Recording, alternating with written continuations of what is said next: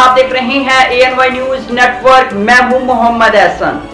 फैसलाबाद से हमारे senior deputy district bureau chief Mohammad Imran Shafi की रिपोर्ट के मुताबिक बिजली चोरों के खिलाफ क्रैकडाउन जारी। फैसलाबाद में मैपको टास्क फोर्स टीम का बिजली चोरों के खिलाफ क्रैकडाउन जारी है। गुज़श्ता 3 दिन में बिजली चोरों में 8 अफराद मुलव्वस पाए गए। बिजली चोरी में मुलव्वस 7 अफराद के मुकदमा दर्ज कर दिया गया। फैसलाबाद के इलाके मरोट में 17,908 यूनिट की चोरी पकड़ी गई। 7,50,000 रुपये के मजीद जुर्माने किए गए। मैपको हुकाम का कहना है कि रोज़ाना की बुनियाद पर क्रैकडाउन जारी रहेगा। मैपको टास्क फोर्स टीम का बिजली चोरों के खिलाफ क्रैकडाउन।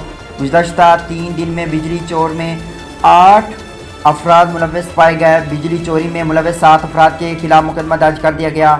मरोट में 17,908 यूनिट की चोरी पकड़ी गई। 7,50,000 रुपये के मजीद जुर्माने भी किए गए।